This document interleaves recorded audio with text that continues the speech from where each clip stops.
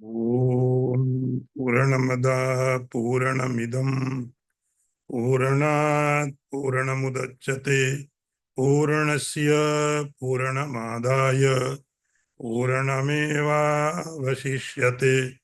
ओम शांति शांति शांति। शंकरं शंकराचार्यं केशवं वादरायणं सूत्रभाष्यकृतौ वन्दे भगवन्तौ पुनः पुनः। ईश्वरो गुरुरात्मेति मूर्तिभेदविभागिने व्योमवद्व्याप्तदेहाय दक्षिणामूर्तये नमः। ओम शांति शांति शांति। नारायणं नमस्कृत्य नरं चैव नरोत्तमं देवीं सरस्वतीं व्यासं ततो जयमुदीरयेत। ओम शांति शांति शांति।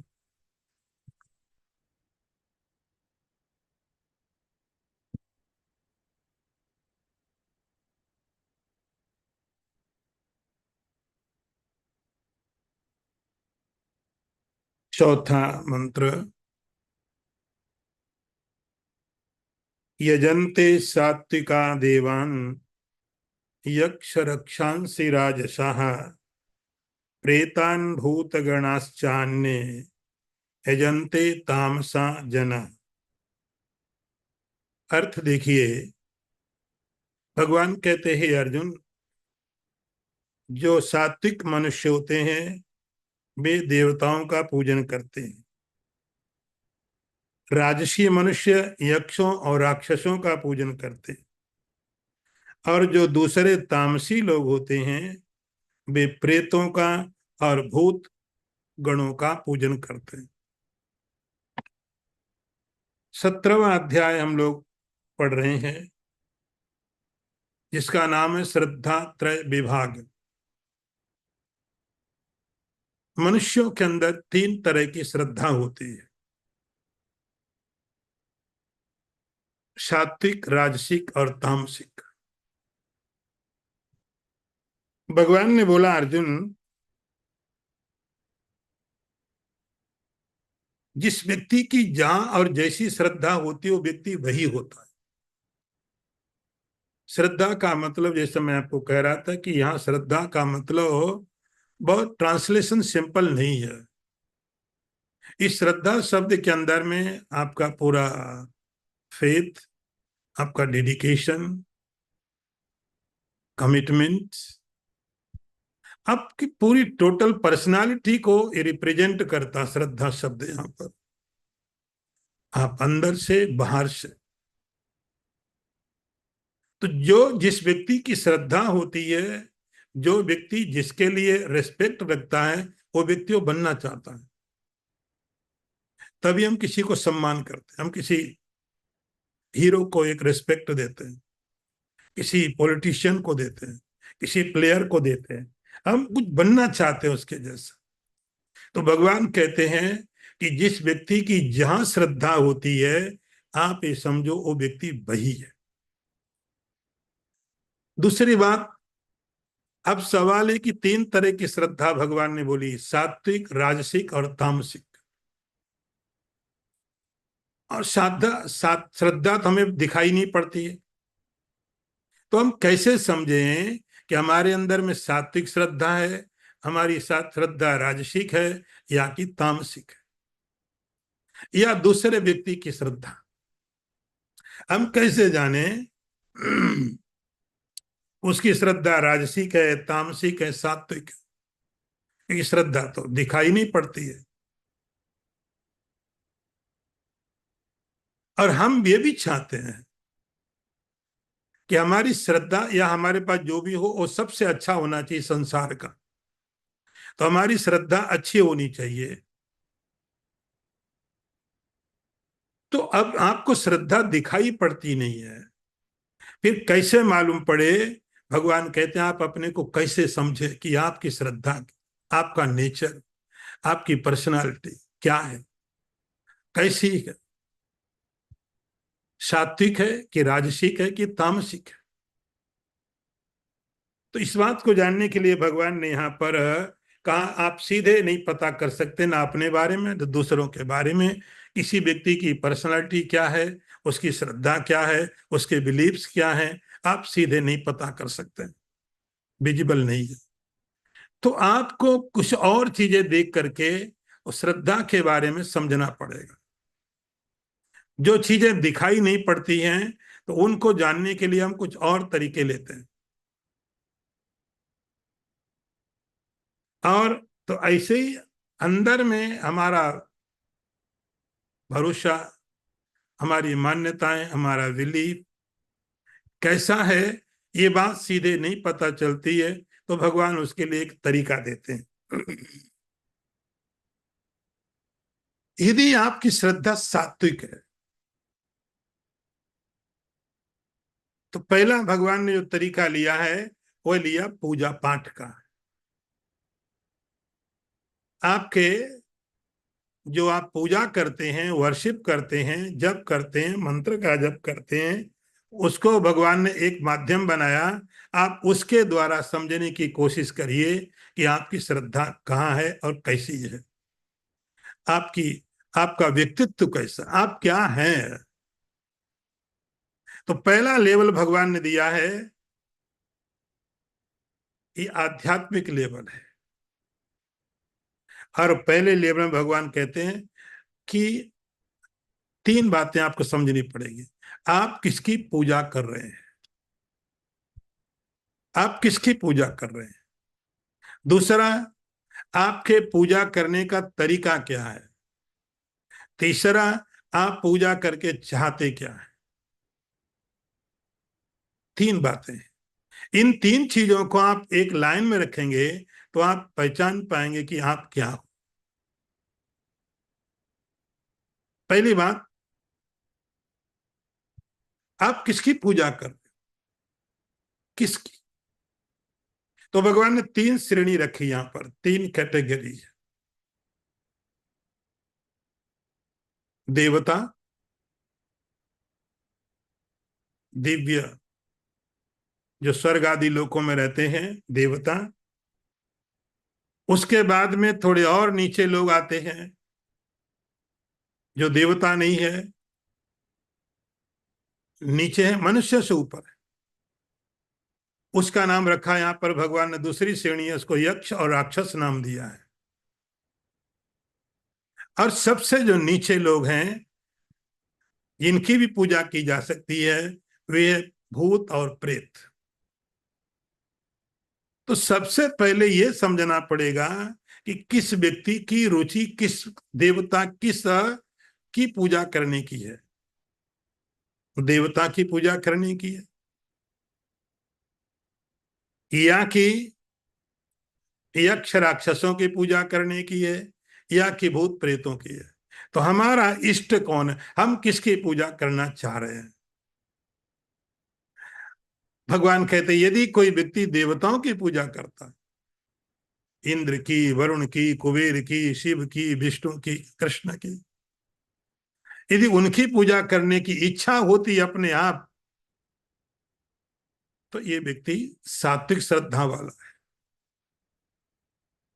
और यदि किसी व्यक्ति के अंदर में यक्ष राक्षसों की पूजा करने की इच्छा होती तो वो व्यक्ति दूसरे नंबर में राजसी श्रद्धा वाला है। और कोई व्यक्ति और तमोगुण भूत प्रेतों की पूजा करता है, वो तमोगुणी होता है। तो पहले एक एक जो आपको बताया कि किसकी आप पूजा कर रहे हैं। दूसरा तरीका, आपके पूजा करने का ढंग क्या है, मेथड क्या है, कैसे पूजा किस तरीके से कर रहे हैं, पूजा करने का मेथड, तरीका। तो यक्ष राक्षसों की पूजा करने का तरीका अलग होगा, देखते लोग, भूत प्रेतों की पूजा का ढंग अलग होगा। आप भगवान की पूजा करेंगे तो आप अलग तरीके से स्नान करेंगे, कपड़े पहनेंगे, नल लगाएंगे, अपने को पवित्र करेंगे। लेकिन जब आप कोई व्यक्ति यक्ष राक्षसों की पूजा करेगा, भूत प्रेतों की पूजा करेगा, उसको अपवित्र होना पड़ता है। कोई शमशान में जाता है, कोई दारू पीता है, ठीक है। भैरव देवता की पूजा करते हैं लोग, दारू चढ़ाते हैं, कोई मीट चढ़ाते हैं। मेथड। तीसरी बात, चाहते क्या है, क्या चाहते हैं। तो यदि कोई व्यक्ति भगवान की पूजा करके अपनी आध्यात्मिक उन्नति चाहता है, जैसे आपने कोई पूजा किया, पाठ किया, और आप कहते कृष्णार्पणम मस्तु, ये मैंने जो भी किया है सा तेरा तुझको अर्पण। तो जब मैंने कह दिया कृष्णार्पणम मस्तु, ये सब कृष्ण को मिल जाए या जिसकी मैंने पूजा की है, इसका अर्थ होता है कि मैं अपनी आध्यात्मिक उन्नति चाहता हूं। तो मेरा जो चाहना है, मेरी जो इच्छा है, वो है आध्यात्मिक डेवलपमेंट की। दूसरे वे लोग होते हैं जो भगवान की पूजा करने के बाद में संसार के पदार्थों को चाहते हैं, संसार के पदार्थों के लिए, कि हमको ये मिल जाए, ये मिल जाए। तो जब कोई व्यक्ति पूजा के द्वारा संसार के पदार्थों को चाहता है, ये नंबर सेकंड राजसी पूजा हुई। और कोई व्यक्ति इसलिए पूजा करता है कि मुझे दूसरे का नुकसान करना है, यदि मेरा नुकसान हो तो कोई बात नहीं।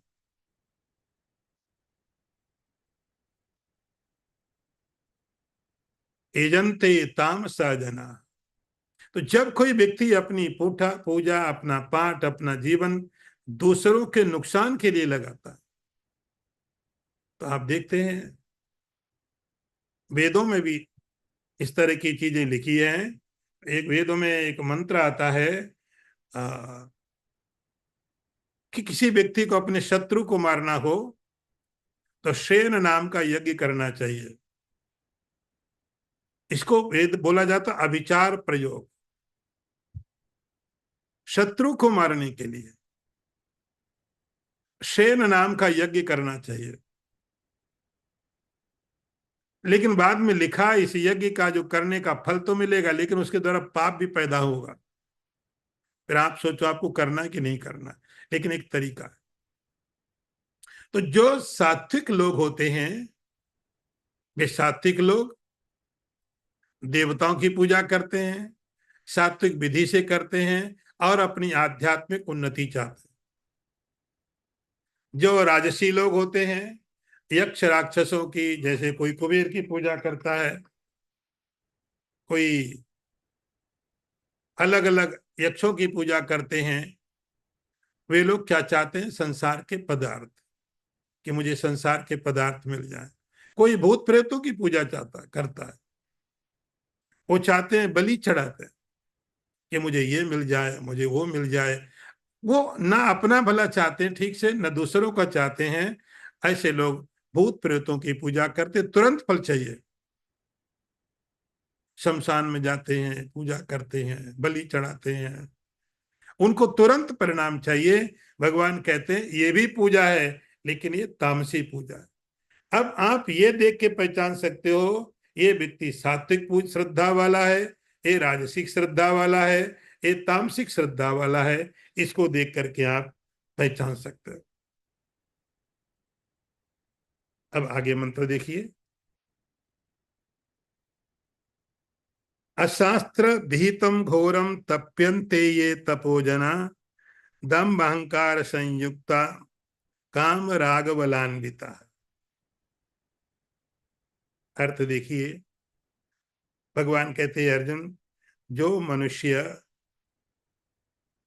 शास्त्र विधि से रहित घोर तप करते हैं, दंभ और अहंकार से अच्छी तरह युक्त हैं, वे मुझ परम काम और राग के बल से युक्त।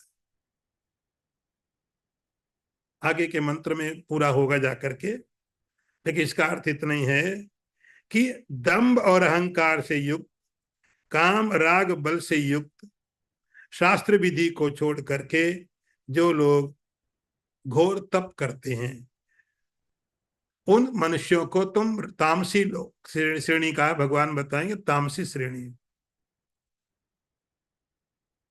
तो यहां तक भगवान ने तीन प्रकार की श्रद्धा बता दी, तीन प्रकार की कैटेगरी बता दी, तीन तरह के व्यक्तित्व बता दिए, पर्सनालिटी बता दी। ये सात्विक है, ये राजसिक है, तामसिक है। अब थोड़ा उसको भगवान और क्लियर कर रहे हैं और थोड़ा साफ कर देते हैं कि राजसिक कौन है, कि तामसिक कौन है। भगवान थोड़ा और समझा के कह रहे हैं, एग्जाम्पल देके बता रहे हैं कि आपको समझने में थोड़ा आसानी हो जाए। आप अपने एग्जाम में ना लगा लें, आप अपने ढंग से ना तय ले लें, तो भगवान उनको, क्योंकि ये पॉइंट बहुत सेंसिटिव है, तो इसलिए भगवान उसको थोड़ा और क्लियर कर रहे हैं।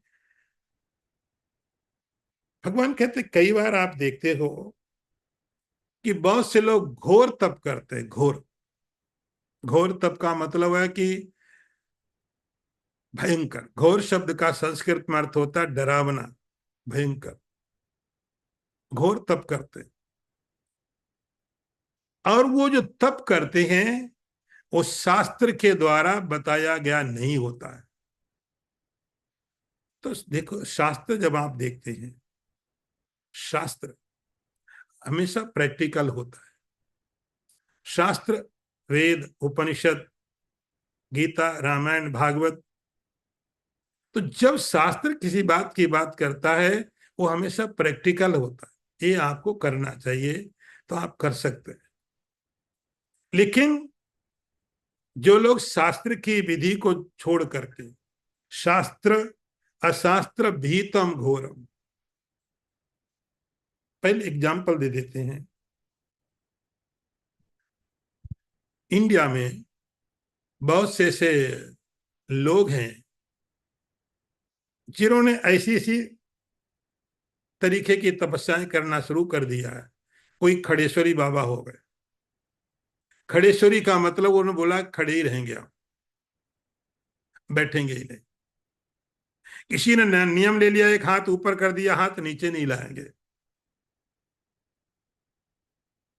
ऐसे बहुत से लोग हैं। किसी ने देखा, आप कभी कुंभ मेला वगैरह में देखते हो जाके, ऐसी अजीब अजीब चीजें दिखाई पड़ेंगी आपको, ऐसे अजीब अजीब व्यक्तित्व दिखाई पड़ेंगे कि कोई ये को कांटों का कुछ बना रखा उसके ऊपर में लेटा हुआ है, कोई बस बैठा हुआ है, खड़ा ही नहीं होगा।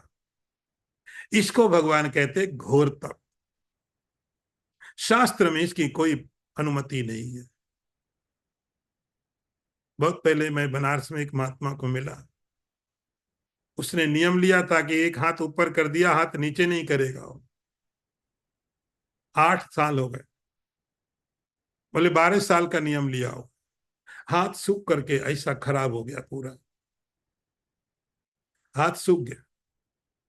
बोले 12 साल के बाद नीचे करूंगा। हमने कहा कोई जरूरत नहीं, नीचे होगा ही नहीं अभी। परमात्मा ने सुंदर शरीर दिया है, उपयोग करने के लिए दिया है, इसका उपयोग करें। अब तो शास्त्र ऐसी किसी तपस्या के बारे में बात नहीं करता, अशास्त्रीय है। अपने मन में आया कि हम ये करेंगे, इसको भगवान कहते घोर। तो उन्होंने एक हाथ ऊपर कर रखा है, कोई ऐसे कांटों पर लेटा हुआ है, और वहां पर लोग जाते हैं, कोई थोड़े पैसे चढ़ाता है। ये क्या है? ये घोर तप है। इसके पीछे कारण क्या है? शास्त्र नहीं है। तो भगवान यहाँ पर कारण बताते हैं, दंभ अहंकार संयुक्त। ऐसे जो लोग तपस्या करते हैं, ऐसे जो व्रत करते हैं, अनुष्ठान करते हैं। बहुत पहले मैं एक लड़की को मिला हरियाणा में, जैन थी, 25-30 साल की। उसने नियम लिया था 21 दिन तो कुछ खाना ही नहीं है। जब मैं मिला तो 12-15 दिन हो गए थे, बिस्तरे में पड़ी थी बेचारी, न हिल पाए न बोल पाए। इस तपस्या को भगवान कहते घोर तपस्या। शास्त्र में ऐसी किसी व्यवस्था नहीं की गई है। इसके पीछे कारण क्या है? भगवान बताते दंभ और अहंकार। दंभ, पाखंड, हिपोक्रेसी, दिखाने के लिए कि लोग जाने मेरी स्पेशलिटी, लोग मुझे रिस्पेक्ट करें, लोग मुझे समझें, लोग मुझे देखें। अहंकार, अहंकार मेरे जैसा कोई तपस्वी नहीं है। मैंने ऐसा व्रत किया, 21 दिन तक कुछ खाया नहीं, 15 दिन तक बोला नहीं, तो कोई मौनी बाबा हो गए, कोई खड़ेश्वरी बाबा हो गए। भगवान कहते सब बकवास। ये शास्त्र की विधि नहीं है, ये उनका उनका दंभ है, उनका अहंकार है। ये दंभ और अहंकार के कारण इस प्रकार की घोर और तपस्या। और भगवान कारण बताते इससे भी ज्यादा सूक्ष्म, काम राग बलान्विता, या कोई ऐसी इच्छा, काम का मतलब डिजायर, इच्छा, कोई ऐसी इच्छा है कि किसी ने बता दिया कि आप ये तपस्या करोगे, रोज शमशान में जाओगे, 12 बजे जाओगे, 4 बजे तक बैठोगे, बलि चढ़ाओगे, तुमको ये मिलेगा। अब वो सब करेंगे। तो काम, इच्छा, तो ये शास्त्र की आज्ञा नहीं है, उनकी इच्छा ने उनको बोला कि तुम्हें ये प्राप्त करना है तो तुम ये करना ही पड़ेगा। राग, अटैचमेंट, कि मुझे चाहिए, मुझे चाहिए, तो मैं इसके लिए कुछ भी, तो कहीं मेरी आसक्ति है, कहीं मेरा अटैचमेंट, उसकी मुझे इच्छा है, उस इच्छा के लिए मैं कुछ भी करने को तैयार हूं। बलान्विता, तो उनके पास अपनी इस तपस्या को करने के लिए शास्त्र के नियम नहीं है। उनके पास ये तपस्या करने के लिए उनकी जो बल है, उनकी जो ताकत है, वह क्या है? उनकी इच्छाएं और उनका राग। तो दंभ और अहंकार, काम और राग, इनके कारण वे लोग घोर तपस्या करते, घोर अशास्त्रीय। इसके साथ ही दूसरा मंत्र भी, वो भी आपको पढ़ेंगे तो पूरा होगा ये। कर्षयंता शरीरस्थम भूत ग्रामम अचेतसा माम चैवांत शरीरस्थम तान विद्धि असुर निश्चयान। भगवान कहते हैं ऐसे लोग शरीर के अंदर में स्थित जो भूत ग्राम है, भूत ग्राम का मतलब हुआ शरीर के अंदर जो शरीर के हिस्से हैं,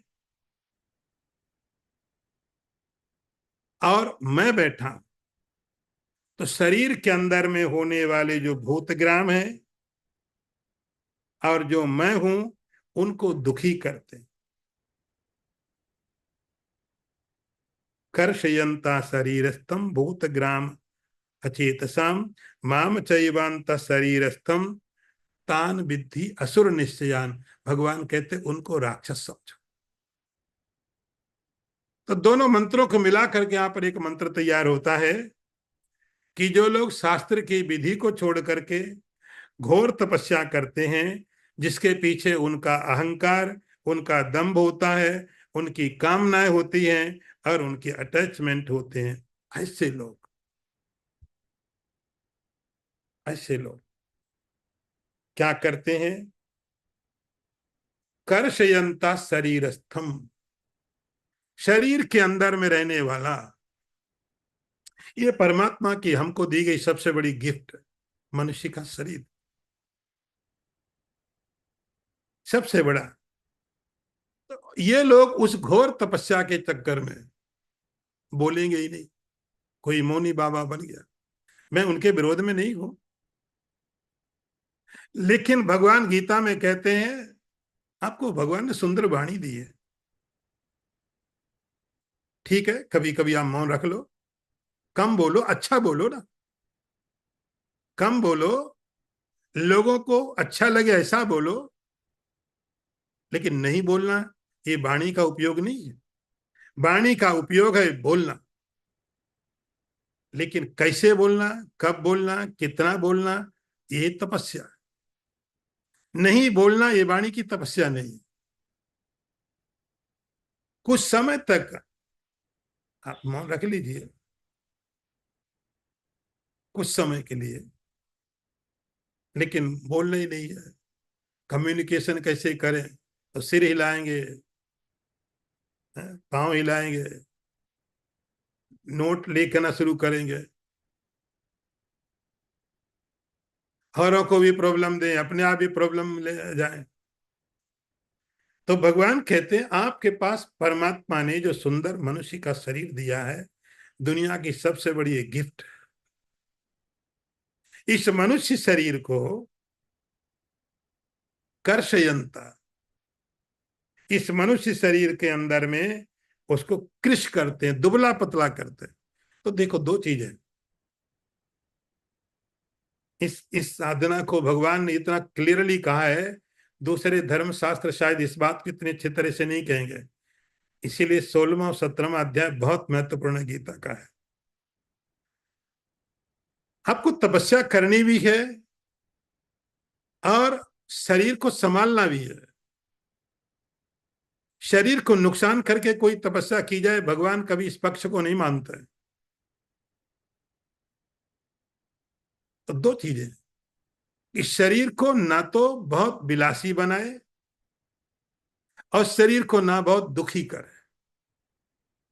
कोई भी एक्सट्रीम पॉइंट नहीं लेना, भगवान का यहां मतलब ये होता है। बुद्ध भगवान के समय में उनका एक चेला बना, उसका नाम हुआ आनंद, राजकुमार था। बुद्ध के प्रभाव में आ गया और सन्यासी बन गया। जब वो राजकुमार था, उसके पास पूरा राज्य था, बहुत वैभव था, बहुत विलासी था। लेकिन जब बुद्ध के प्रभाव में आया तो उसने राज्य छोड़ा, सन्यासी बन लिया। सन्यासी बन के, लेकिन उसने बोला मैं सन्यासी भी कुछ अलग तरीके का ही बनूंगा। ये अहंकार, कि मैं सन्यासी भी कुछ अलग बनूंगा। सब लोग रास्ते में चलूंगा, मैं रास्ते पे नहीं चलूंगा, मैं ऐसी जगह चलूंगा जहां कांटे पड़े हो। सब लोग यदि छाया में बैठेंगे तो मैं धूप में बैठूंगा। थोड़े समय में उसका सारा शरीर खराब हो गया। बहुत सुंदर शरीर था, राजकुमार था। मैं कुछ हटके सन्यासी बनूंगा, मैं ऐसा नहीं बनूं जैसे सब घूमते। इस सोच में अहंकार है, इस सोच में दंभ है। मैं कुछ अलग से बनूंगा। उस चक्कर में बेचारा रास्तों से हटके चलता था, धूप में बैठता था, ठंडी में कपड़े नहीं पहने, गर्मी में धूप में बैठे, सारा शरीर खराब हो गया। बहुत समय के बाद जब उसको बुद्ध भगवान मिले, उन्होंने देखा इतना खराब हो गया, पूरा शरीर बिगड़ गया। उन्होंने उसको पूछा कि मैंने सुना कि जब तुम राजकुमार थे तुम वीणा बजाते थे। बोले हाँ, बहुत अच्छा बजाता था। बोले ये बात बताओ, मुझे तो पता नहीं कैसे बजाते हैं। वीणा में जो तार होते हैं जिनसे बहुत अच्छा स्वर निकलता है, बहुत अच्छा रिदम निकलता है, संगीत निकलता है, उन तारों से कैसे निकलता है? उसने बोला उन तारों को ऐसे बांधा जाता है, जब उसको खींचा जाता है, थोड़ा झटका दिया जाता है, उनसे झनझनाहट पैदा होती है। बुद्ध ने कहा मान लो कि मैंने बहुत ढीला छोड़ दिया उसको। बोले तब नहीं निकलेगा। बहुत ढीला यदि आपने छोड़ दिया तब उसमें से वो म्यूजिक, वो संगीत नहीं निकलेगा। उन्होंने बोला कि मान लो मैंने बहुत टाइट कर दिया। बोले टूट सकता है, फिर भी नहीं निकलेगा। उन्होंने बोला बस यही फर्क है, वीणा मैंने नहीं बजाई लेकिन शरीर भी एक वीणा है। ये शरीर भी एक वीणा है, इससे इतना सुंदर संगीत निकलता है, परमात्मा भी प्रकट हो सकता है। इस शरीर से इतना सुंदर संगीत निकलता है जो दुनिया में किसी वीणा तारों से नहीं निकलेगा। लेकिन इसके साथ भी वही करना पड़ता है जो तुम वीणा की तारों से करते थे। इस शरीर को बहुत ढीला भी नहीं छोड़ सकते हो, विलासी हो जाएगा, रोगी हो जाएगा। और बहुत टाइट भी नहीं कर सकते हो, फिर रोगी हो जाएगा। जीवन को संभालना एक सबसे बड़ी कला है। शरीर तो बहुतों को मिल जाता है, लेकिन शरीर को संभालना एक अध्यात्म की साधना है। शरीर को संभालना, भगवान इसी बात को कहते हैं अर्जुन, कि जो लोग घोर तपस्या, अध्यात्म के नाम पर, तपस्या के नाम पर मैं कुछ अलग से करूंगा। क्यों? तुम्हारा शरीर दूसरों से अलग है, तुम्हारे श्वास लेने का ढंग अलग है, देखने का तरीका अलग है, खाने का ढंग कुछ अलग है। तो जो शास्त्र की विधि है उसको छोड़ करके भगवान कहते हैं कर्षयंत शरीरस्थम, खाना नहीं खाना, जल ही पीना इतने दिन तक। भगवान कहते उसका परिणाम क्या होता है? भूत ग्रामम, ये जो शरीर के अंदर बॉडी पार्ट है, शरीर के अंदर बॉडी, उनको यदि सही समय से उनका न्यूट्रिशन नहीं मिला, खराब हो जाएंगे।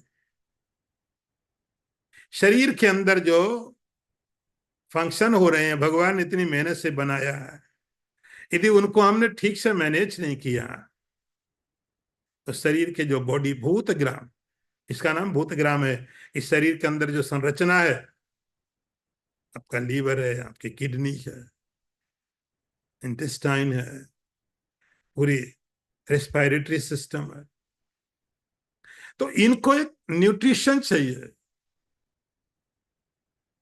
बहुत नहीं तो कम से कम उतना तो दो जितना उसकी रिक्वायरमेंट है। तो उसकी जो जरूरत की चीजें, तो भगवान कहते हैं अचेत सा, ये नासमझ लोग, ये अज्ञानी लोग, जिनको चेत समझ नहीं है। किसकी समझ नहीं है? शास्त्र की समझ नहीं है। जिनको ये नहीं पता है, और लोग ऐसे लोगों को लोग पीछा करते हैं, अरे कितना बड़ा तपस्वी है, इतने दिन से कुछ खाया नहीं, इतने दिन से बात नहीं की, इतने दिन से बैठा नहीं, ठंडियों में बाहर भीगता रहता है। भगवान कहते हैं ना समझ है, पागल है वो, अचेत सा। परमात्मा ने इतनी सुंदर शरीर के रूप में तुम्हें गिफ्ट दिया है, इसका उद्देश्य ऐसा सुंदर म्यूजिक होना चाहिए कि जिससे परमात्मा प्रकट हो, और आप कम से कम कह सकते हैं आपकी प्रसन्नता प्रकट हो। परमात्मा को यदि छोड़ ही दो, आपका जीवन तो अच्छा हो। तो यदि शरीर को सही से ज्यादा चीजें आपने दे दी तो बीमार हो जाएगा, नहीं दिया तो बीमार हो जाएगा। तो भगवान कहते बहुत प्रैक्टिकल चीज है, भूत ग्रामम। ये जो भूत ग्राम है, शरीर, आपका शरीर का बाहर का स्ट्रक्चर, अंदर की चीजें, इन सब को मेंटेन करने के लिए जो बॉडी की रिक्वायरमेंट है, जो इसकी डाइट है, कब खाना चाहिए, कितना खाना चाहिए, नहीं खाना कौन सी तपस्या है? खाने ने क्या बिगाड़ा? भगवान कहते हैं ऐसे अचेतस लोग, अचेतस, यदि मैं सीधे और बोलूं तो नासमझ, मूर्ख, बुद्धिहीन, बुद्धिहीन व्यक्ति ही क्या करते हैं? इस शरीर को, शास्त्र तो बोलता है शरीर पहला है धर्म उपासना करने के लिए, धरीरम आद्यम खल धर्म साधनम। पहला पहला साधन अध्यात्म के लिए शरीर। शरीर ठीक नहीं, क्या कर सकते हैं? तो कम से कम अध्यात्म के नाम पर, तपस्या के नाम पर इस शरीर को खराब तो मत करो। ये कौन करते हैं? भगवान कहते हैं अचेतस, ना समझ लोग, ऐसे लोग घोर तपस्या करते हैं। इतने समय तक एक ऐसे खड़ा रहूंगा, इतने समय तक ये नहीं करूंगा, ये कौन सी तपस्या? भगवान कहते हैं वे लोग भूत ग्राम अपने शरीर को, जो उसकी रिक्वायरमेंट है, वो नहीं देते। उससे क्या होता है? शरीर को कष्ट होता है, शरीर को कष्ट होता है। कर्षयंता, धीरे धीरे शरीर कृश हो जाता है, कमजोर अशक्त हो जाता है, वीक हो जाता है। और उपनिषद कहते हैं कमजोर आदमी के लिए आत्मा में अधिकार नहीं है। नैसा आत्मा बलहीन न लभ्या। ये आत्मा कमजोर व्यक्तियों के लिए नहीं है। बलहीन का मतलब कमजोर। लेकिन ऐसा नहीं कह रहे जो WWF के जो पहलवान होते हैं उनके लिए आत्मा है। कम से कम आपका शरीर जितनी उसकी क्षमता है, उसकी पूरी क्षमता होनी चाहिए। कमजोर कभी का मतलब होता है कि आपके शरीर में, आपके शरीर के स्ट्रक्चर के हिसाब से जो आपकी स्ट्रेंथ है, जो आपका बल है, वो आपके पास होना चाहिए। और तब होगा जब आपका खाना पीना एक बैलेंस्ड डाइट हो, एक बैलेंस्ड जीवन का तरीका हो। तो भगवान कहते हैं ऐसे अचेतस लोग शरीर को, अपने को खराब कर देते हैं, शरीर को बिगाड़ देते हैं। अच्छा, शरीर को ही नहीं बिगाड़ देते हैं, माम चैवांत शरीरस्थम, शरीर के अंदर में रहने वाला मैं जो परमात्मा हूं, उसको भी दुखी करते हैं। शरीर के अंदर में चैतन्य बैठा है, आत्मा बैठा है, ईश्वर बैठा है। तो जब आप खा नहीं रहे हैं, प्रॉपरली नहीं खा रहे हैं, मैं आपको फिर बताता हूं दोनों चीजें यहां पर है। बैलेंस, ज्यादा भी नहीं। ऐसा नहीं गीता के मंत्र सुन लिया बड़ा अच्छा हो गया, अभी व्रत उपवास फास्ट करने की कोई जरूरत नहीं है। आप उल्टा मत समझ के जाना। एक बैलेंस्ड, आपको कब खाना, कितना खाना, शरीर की क्या रिक्वायरमेंट है, ये चीजें भगवान और इस चैप्टर में आगे क्लियर करेंगे। तो भगवान के तो शरीर तो खराब होता ही होता है, शरीर के साथ में अंदर जो चैतन्य बैठा हुआ है, जीवात्मा के रूप से या परमात्मा के रूप से, जो शरीर का अधिष्ठाता है, जिसके लिए शरीर बनाया गया है। शरीर किसके लिए है? जैसे आपने कोई फर्नीचर बनाया तो पहला सवाल होगा किसके लिए? आपने कोई बिल्डिंग बनाई तो आप पूछो किसके लिए, कौन रहेगा, किसके लिए? तो कोई चाहिए। जो गाड़ी आप लाए, पूछो किसके लिए है, कौन है, किसके लिए चाहिए आपको? ऐसी शरीर है किसके लिए, किसके लिए? तो शरीर का अधिष्ठाता जो चैतन्य है, जीवात्मा के रूप से, ईश्वर के रूप से, जो शरीर के अंदर बैठा है, तो भगवान कहते हैं जब ये व्यक्ति घोर तप करता है तो वो भी दुखी हो जाता है, तड़पने लगता है। कर्षयंत शरीरस्थम, मैं शरीर के अंदर में रहने वाला मैं, भगवान अपने को मैं बता रहे, मैं मतलब चैतन्य। तो प्रत्येक शरीर के अंदर में बैठा हुआ जो परमात्मा है, तो जब आप शरीर को कष्ट दे रहे हैं, दोनों तरह से कष्ट, इसलिए मैं बार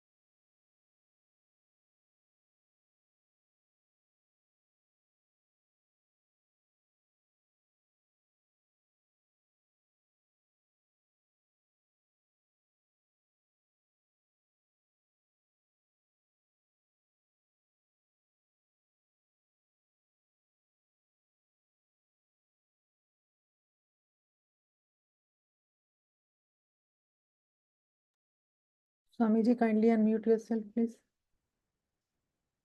शरीर के अंदर बैठा जो मैं हूं,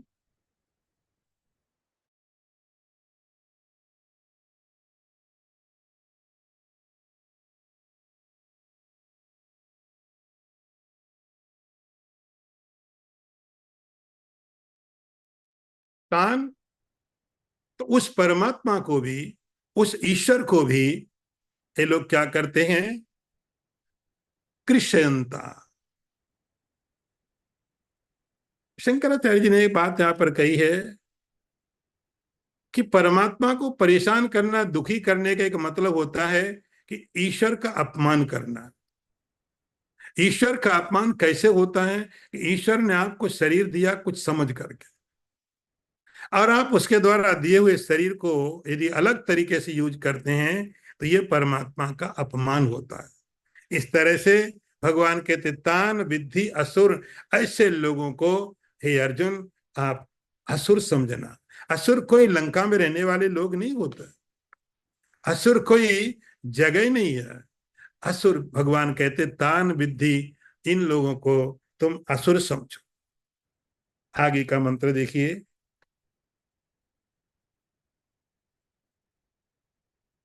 आहारस्त्वपि सर्वस्य त्रिविधो भवति प्रियः, यज्ञ तपस्तथा दानम तेषां भेदम इमं शृणु।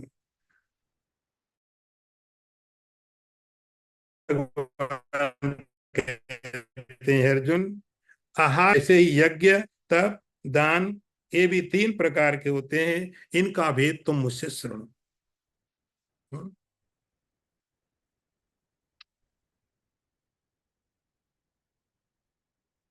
तो अभी तक, यहां तक वैसे जो अर्जुन का प्रश्न था वो भगवान ने बता दिया, उसका उत्तर हो गया। वैसे तो यहाँ पर 17वां अध्याय पूरा हो जाना चाहिए, लेकिन भगवान अपनी तरफ से, क्योंकि टॉपिक ऐसा सेंसिटिव है, तो भगवान अपनी तरफ से थोड़ा और उसको क्लियर कर रहे हैं। क्योंकि बात खाने पीने की चली शरीर के साथ, पहली साधना शरीर के साथ है, तो भगवान ने थोड़ा इस टॉपिक और क्लियर किया। हे अर्जुन, आहारस्तपि सर्वस्य त्रिविधो भवति प्रिया। तो एक तो आपको पहले बता दिया कि पूजा के द्वारा आप समझ सकते हैं कौन व्यक्ति सात्विक है, कौन राजसिक है, कौन तामसिक है। एक बात हो गई।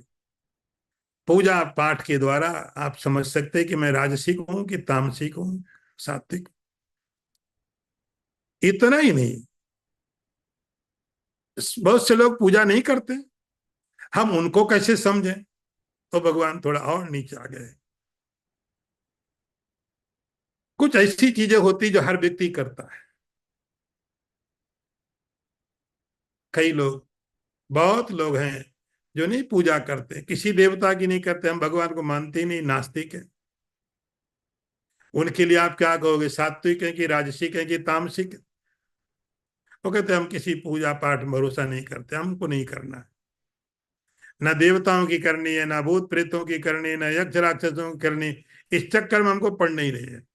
ऐसे लोगों को यदि हम पहचाने कि उनकी श्रद्धा क्या है, तो उनको कैसे पहचाने? तो भगवान ने कहा हम थोड़ा और तुमको बताते हैं। हे अर्जुन, आहारस्त्वपि सर्वस्य त्रिविधो भवति प्रिया। चार चीजें आप भगवान बता रहे हैं, आहार, यज्ञ, तप और दान। इनके द्वारा भी, इनके द्वारा भी आप पहचान सकते व्यक्ति सात्विक है, राजसिक है, तामसिक है। आहार, भोजन के द्वारा। भोजन तो सब कोई करता है, संसार में हर व्यक्ति भोजन करता है। तो भोजन भी बता सकता है कि आप सात्विक हैं कि राजसिक हैं कि तामसिक हैं। यज्ञ के द्वारा देख सकते हो, तपस्या के द्वारा और दान के द्वारा। तो भगवान कहते हैं आहारस्तपि सर्वस्य त्रिविधो भवति प्रिया। बाय नेचर, अपने आप हर व्यक्ति की श्रद्धा के अनुसार उसको उसका भोजन पसंद होता। सर्वस्य, क्योंकि भोजन ऐसी चीज है जो हमारे जीवन के लिए जरूरी है। ये ऋषियों का तरीका है कि आपका भोजन भी आपकी साधना बन जाए। आप नास्तिक हैं, ईश्वर नहीं मानते हैं, लेकिन हमारी हर एक चीज, हमारी हर एक गतिविधि भोजन के बिना कोई कैसे रहेगा। भोजन भी साधना बन सकती है। भोजन भी भोजन भी सात्विक हो सकता है, भोजन भी तामसिक हो सकता है, राजसिक हो सकता है।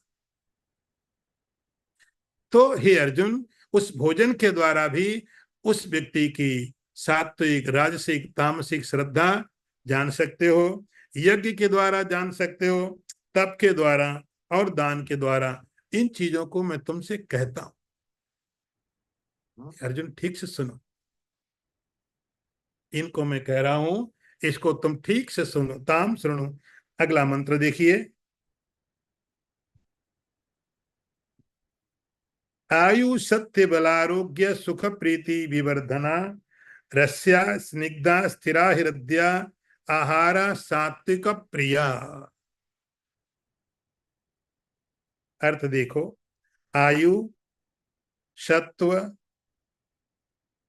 बल, आरोग्य, सुख और प्रसन्नता बढ़ाने वाले, स्थिर रहने वाले, हृदय को शक्ति प्रदान करने वाले, रसयुक्त तथा स्निग्ध, चिकने, ऐसे आहार सात्विक लोगों को प्रिय होते हैं। आप देखो आहारा। अब आप अपनी कैटेगरी देखते रहना। भगवान ने तो बता दिया कि सात्विक व्यक्ति का भोजन भी आप एक साधना है, सबसे बड़ी साधना। हर व्यक्ति करता है भोजन के लिए, सब कुछ करते हैं हम। किसके लिए कर रहे हैं? बोले खाने के लिए।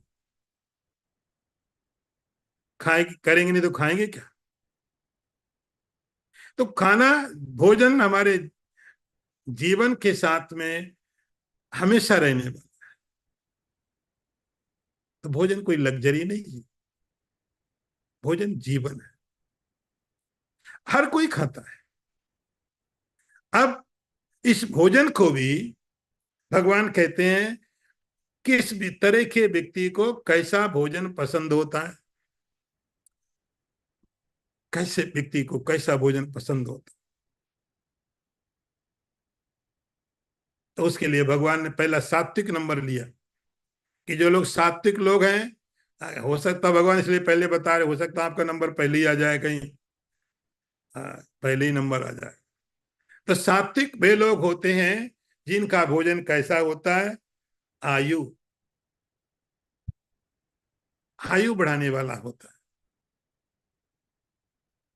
आयु के लिए जो आपको अच्छा लगता है, आयु बढ़ती है। आयुर्वेद कहता है आयुर्वेद घृतम, घी खाने से आयु बढ़ती है। तो ऐसे ऐसे भोजन, पर्टिकुलर नाम नहीं, भगवान ने इसलिए कोई नाम नहीं दिया। आप भगवान को देखो, भगवान कोई नाम नहीं दे रहे ये खाना ये नहीं खाना, ये सात्विक है राजसिक है, नाम नहीं दिया भगवान। आप देखो गीता में भगवान ने नाम नहीं दिया ये सात्विक है, ये राजसिक है, ये तामसिक है, ये तामसी भोजन। वो तो हमने सोच लिया तामसी है। भगवान ने ऐसा बोला कि ऐसा भोजन जो आपकी आयु बढ़ाने वाला हो, लंबी आयु हो, आप स्वस्थ हो, आपको निरोग रखे और निरोग ही नहीं रखे, सत्व आपके अंतःकरण को प्योर करे। अब आप विचार करो कौन से भोजन खाने के बाद आपके मन में क्या चीजें होती है। आपको दीर्घ आयु प्रदान करे, लंबी आयु हो, स्वस्थ हो उसके लिए, और सत्व अंदर में जो अंतःकरण है, आपके विचार कैसे उठते हैं। भोजन से विचार उत्पन्न होते हैं, वे कैसे विचार उत्पन्न हो रहे हैं। भगवान कहते बल, शरीर में शक्ति रहे, एनर्जी रहे, आरोग्य। आरोग्य का मतलब है जिसको आजकल हम लोग कहते हैं इम्यूनिटी पावर। इम्यूनिटी पावर, रोग को रोकने की क्षमता। कि एक ही कंडीशन में एक आदमी बीमार पड़ जाता, दूसरा नहीं पड़ता है। कोरोना के टाइम हम लोगों ने बहुत इस बात को सोचा, इम्यूनिटी बढ़नी चाहिए। तो आरोग्य का मतलब है रोग को रोकने की क्षमता डेवलप हो, ऐसा भोजन। सुख प्रीति विवर्धन, जो भोजन आपको सुख प्रदान करे, अच्छा लगे, अच्छा लगे, खाया अच्छा लगा। जो प्रीति विवर्धन, जो प्रेम बढ़ाए।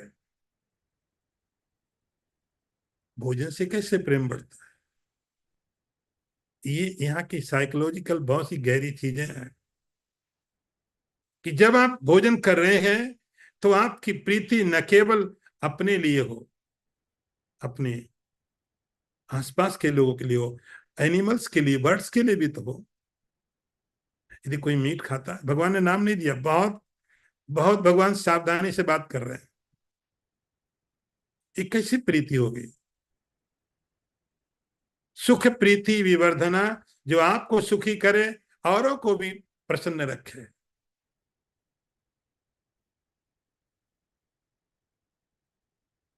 ये स्थिरा। स्थिरा का मतलब है कि भोजन किया, कुछ समय आपने कर लिया तो कुछ समय तक आपके साथ रहे।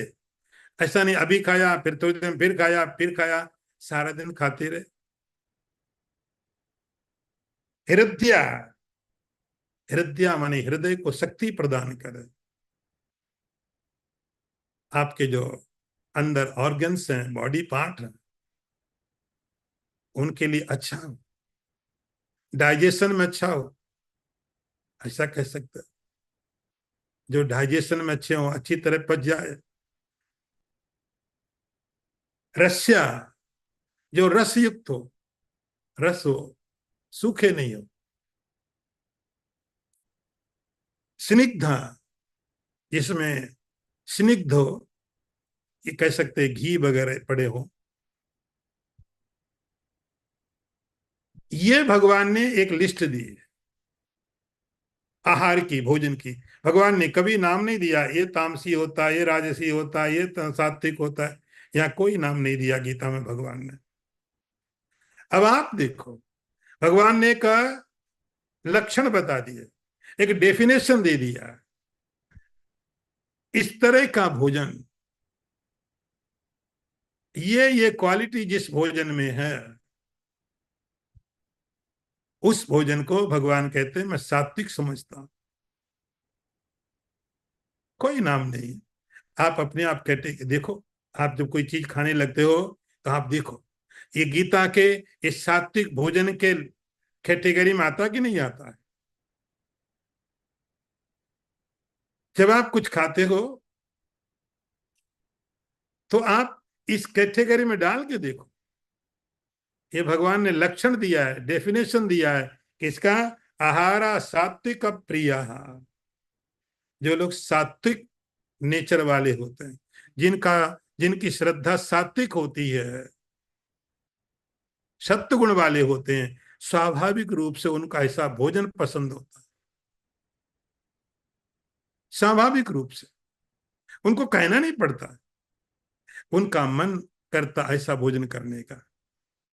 उनके अंदर इच्छा होती है ऐसा भोजन करने के लिए, ऐसा भोजन करना है मुझे। तो ये भगवान ने सत्व गुणी भोजन का लक्षण दिया। जो लोग ऐसे भोजन को करने की इच्छा रखते हो, तो जब भी आप भोजन करते हैं, गीता का यह मंत्र देख लेना। अभी 2 नंबर, 2 मंत्र और आपको बताए जाएंगे। उनको भी देखने के फिर आप कंपैरिजन कर सकते हो कि क्या किस कैटेगरी में मैं जा रहा हूं। अभी तो भगवान ने पहले जो भगवान चाहते थे number one, the best one, भगवान ने वो बताया है। ये सात्विक भोजन के लक्षण है। जो व्यक्ति ऐसा भोजन करता है, सात्विक प्रिय, सात्विक लोगों को ऐसा भोजन अपने आप में प्रिय होता है, अपने आप में अच्छा लगता है। आज अभी इतने ही रखेंगे। ओम पूर्णमदः पूर्णमिदं पूर्णात् पूर्णमुदच्यते पूर्णस्य पूर्णमादाय पूर्णमेवावशिष्यते। ओम शांति शांति शांति। शंकरं शंकराचार्यं केशवं वादरायणं सूत्रभाष्यकृतौ वन्दे भगवन्तौ पुनः पुनः। ईश्वरो गुरुरात्मेति मूर्तिभेद विभागिने व्योमवद्व्याप्तदेहाय दक्षिणामूर्तये नमः। ओम शांति शांति शांति। नारायणं नमस्कृत्य नरं चैव नरोत्तमं देवीं सरस्वतीं व्यासं ततो जयमुदीरयेत। ओम शांति शांति शांति।